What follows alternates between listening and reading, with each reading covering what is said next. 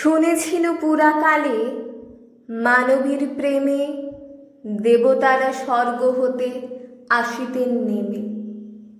সেকাল গিয়েছে, আজি বৃষ্টিহীন শুষ্ক নদী, দগ্ধ ক্ষেত্র বৈশাখের দিন। কাতরী কৃষক কন্যা অনুনয় বাণী কহিতেছে বারংবার, আয় বৃষ্টিহানি। ব্যাকুল প্রত্যাশা ভরে গগনের পানি চাহিতেছে থেকে থেকে করুণ নয়নে।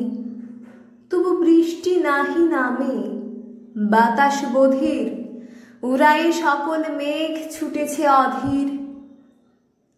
আকাশের সর্বরস রৌদ্র রসনায় লেহন করিল সূর্য।